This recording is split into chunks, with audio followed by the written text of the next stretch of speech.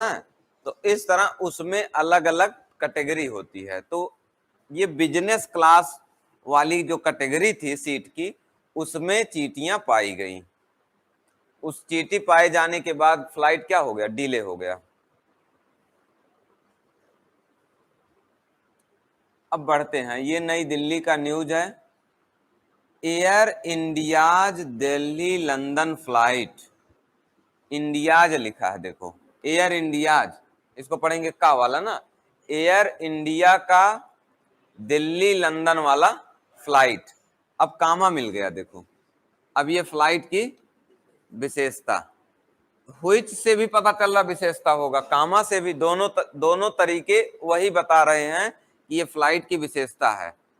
Delhi London flight which was to depart, इसको पढ़ते हैं। ये वाक्य मैं आज चर्चा करूंगा ग्रामर में। वाज टू डिपार्ट, जिसको, डिपार्ट मतलब जानते हैं, छूटना, डिपार्चर इसी से बना है। व्हिच वाज टू डिपार्ट, ये अंडरलाइन कर लो आप, स्ट्रक्चर ये कम देखने को मिलता है। Was to depart, was to depart, आज हम लोग इस पे चर्चा करेंगे।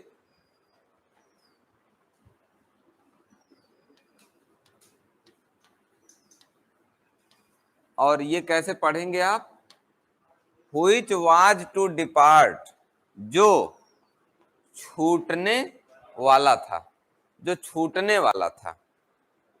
व्हिच वाज टू डिपार्ट, जो छूटना था, जिसको, जो मतलब थोड़ा कम बैठ रहा है, क्या ले लेंगे, जिसको छूटना था। ठीक है, वो जहाज जिसको छूट जाना चाहिए था, कहां से, आईजीआई एयरपोर्ट, यहां से मतलब नई दिल्ली से, कितने बजे छूटना था, 2 बजे छूटना था। समझे कि नहीं आप वाक्य, 2 बजे छूटना था मंडे को। अब ये विशेषता बंद हो गया।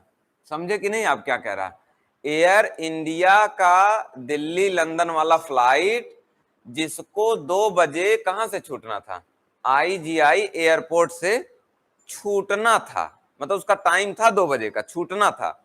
लेकिन देखो, छूटना था लेकिन हुआ नहीं ना, छूटना था। अब लिखा है, अब कहां से जोड़ेंगे, flight got delayed, flight got delayed, flight क्या हो गई, लेट हो गई। फॉर मोर देन 3 आवर्स, कितने घंटे से ज्यादा, 3 घंटे से ज्यादा। हमेशा आप इसको बना सकते हैं किससे, ज्यादा के लिए ओवर डाल सकते हैं। मोर देन भी सही है, ओवर भी सही है। जैसे मोर देन 30 स्टूडेंट्स, इसी को बोल सकते हैं over 30 students. More than 3 hours, इसी को बोल सकते हैं ओवर 3 आवर्स।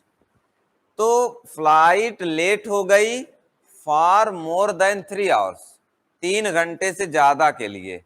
और कब लेट हुई, जब, देखो मैं क्या पढ़ रहा हूं, कब लेट हुई, जब अ स्वार्म ऑफ एंट्स, स्वार्म मतलब होता समूह, खास तौर पर चींटी वींटी का जो ग्रुप होता है उसके लिए स्वार्म बोलते हैं। मधुमक्खी, मधुमक्खी का जो ग्रुप होता है, तमाम मधुमक्खियां एक साथ चलती हैं, उनको बोलते हैं स्वार्म। टिड्डे, टिड्डों का दल देखे हैं आप, राजस्थान में बहुत अटैक करते हैं, तो टिड्डे का जो दल होता है उसको भी बोलते हैं स्वार्म। तो बीज आप ऐसे लिख सकते हैं, बीज लोकुस्ट्स बोलते हैं उसको, टिड्डों को।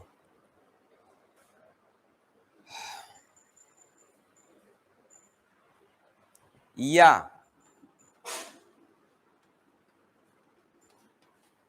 अन्य इंसेक्ट्स, अन्य कीड़े मकोड़े टाइप की चीजें जो होती हैं, कीड़े जो लग जाते फसलों में इस तरह से, जैसे मधुमक्खियां हो गई, टिड्डे हो गए, या अन्य कीड़े हो गए, इनके लिए हम लोग क्या बोलते हैं,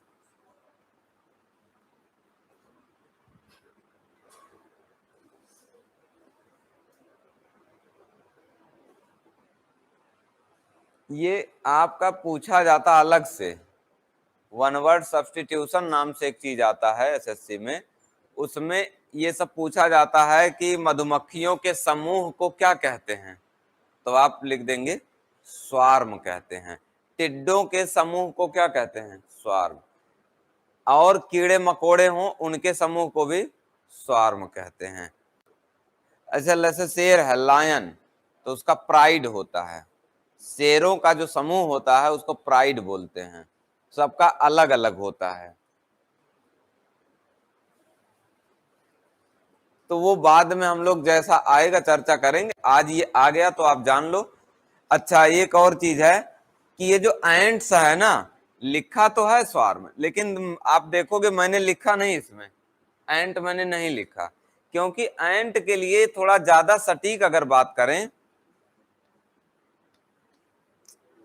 तो कॉलोनी होता है, ज्यादा सटीक कॉलोनी होता है। बोलने को आप स्वार्म भी बोल सकते हैं, लेकिन आप जानते रहे चींटियों का जो समूह होता है उसके लिए ज्यादा अच्छा शब्द क्या होता है, कॉलोनी। चींटियां कॉलोनी में रहती हैं, सभ्य होती हैं आप लोगों की तरह। जैसे आप लोग कॉलोनी में रहते हैं वैसे वो भी कॉलोनी में रहती हैं।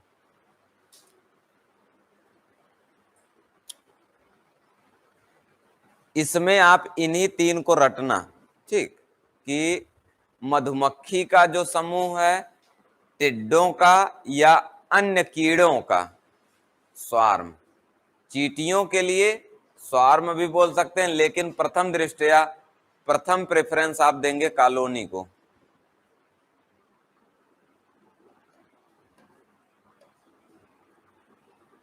अब पढ़ते हैं।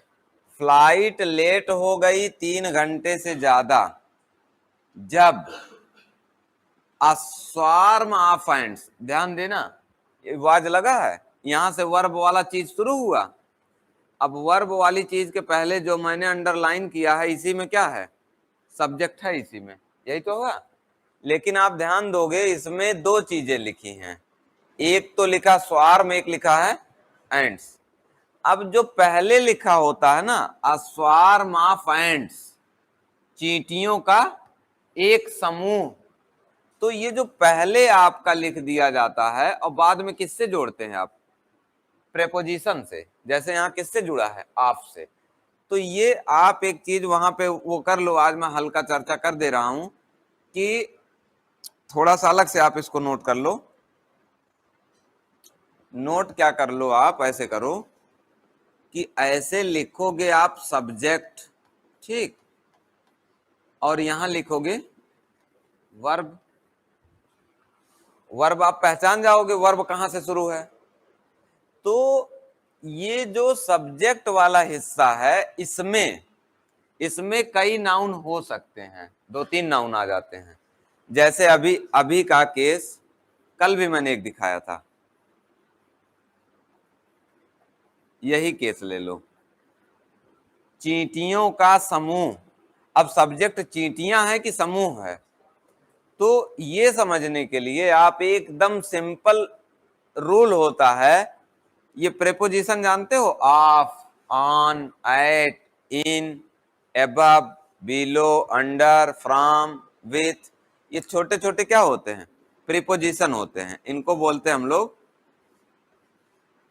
प्रेपोजिशन, ये प्रेपोजिशन बोलते हैं। इसी कैटेगरी में थोड़ा सा आप और लिख लेना, of, on, at, in, about, with, from, इतना नोट कर लो।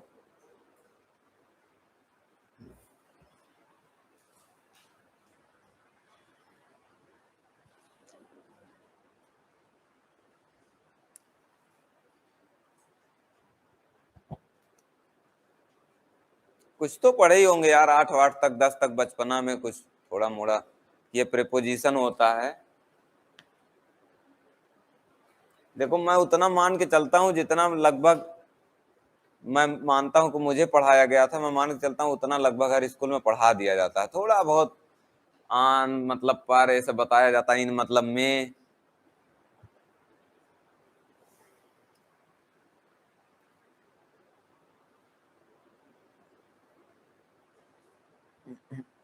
नहीं बताया गया हो तो भी आप रट लो, 8 शब्द है ये, इनको बोलते हैं प्रेपोजिशन। छोटे छोटे होते हैं, दो दो शब्द उसके।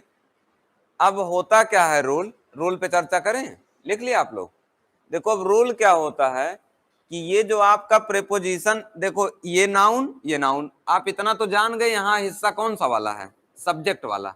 अब इस सब्जेक्ट में जहां से प्रेपोजिशन शुरू होगा, जैसे कहां प्रेपोजिशन, ये, इसके बाद वाला हिस्सा आपको हटा देना है। एकदम आसान रूल, प्रेपोजिशन के बाद वाले हिस्से हटा देने हैं, तो सब्जेक्ट क्या हो जाएगा। बहुत सिंपल रूल होता है, इतना सिंपल ही है कि पहले तो आप ये तय करो कि सब्जेक्ट वाला हिस्सा कितना है। वर्ब के पहले क्या रहेगा, सब्जेक्ट। उसमें आप ये देख लो कि प्रेपोजिशन के बाद जितने शब्द आएंगे उसको आप खत्म कर दो, हटा दो, वो हो ही नहीं सकता सब्जेक्ट। जो शुरू में लिखा रहता अक्सर वही क्या बन जाता है, सब्जेक्ट बन जाता है। जो पहला नाउन रहता है उसी के बाद आप अक्सर प्रेपोजिशन जोड़ते हैं। आपने कल न्यूज़पेपर में देखो, मैंने वाज को वर करवाया था, वर को वाज को कुछ करवाया था मैंने चेंज, देखो क्या था वो। अच्छा मेरे पास भी है, पुलिस वाले में कराया था। एक सेकंड, कहाँ था यार, किसके ऊपर था, अच्छा उसी के ऊपर है। अच्छा हाँ, ये बिल्कुल, अ ग्रुप ऑफ पर्सन्स, आप ये देखो जरा, ये भी मैं थोड़ा सा अब आपको समझा दूं।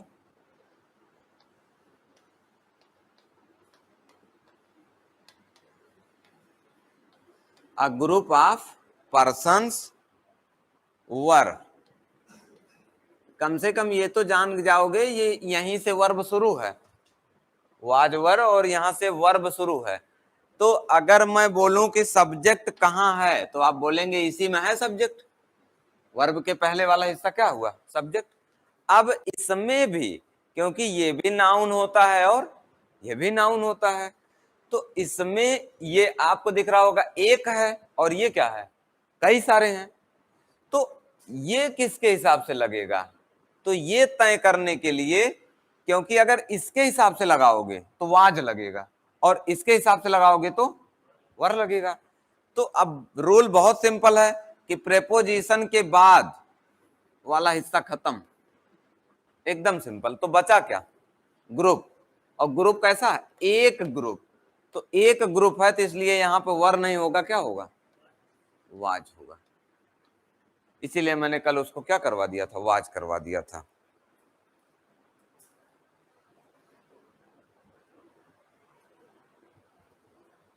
ये नोट कर लो, ये बहुत इंपॉर्टेंट रूल है, बहुत ज्यादा छोटा है, इतने में आपका बहुत ज्यादा पोर्शन कवर हो जाता है।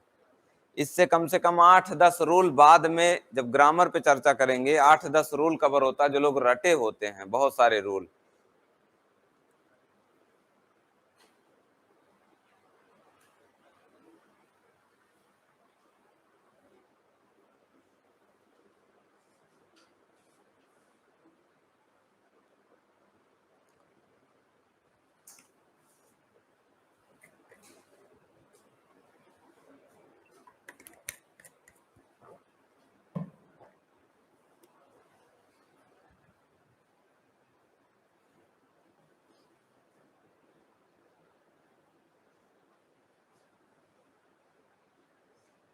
और जहां भी लिख रहे हो इसको लिख लेना, मोस्ट इंपॉर्टेंट।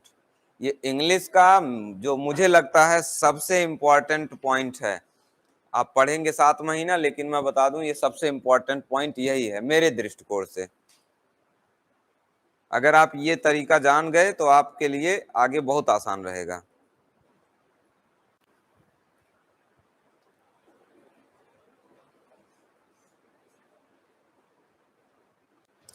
अब अगर आप नोट कर चुके, आप लोग नोट हो गया सबका, चलो ठीक। अब मैं आता हूं अपने पॉइंट पर। यहां पर हम लोग उड़ रहे थे, चींटी आ गई थी, तो ये उड़ान हो गई थी, अब हम लोग यहां पर थे। ठीक है, ये बात आप समझ गए होंगे, आगे चलते हैं। The air India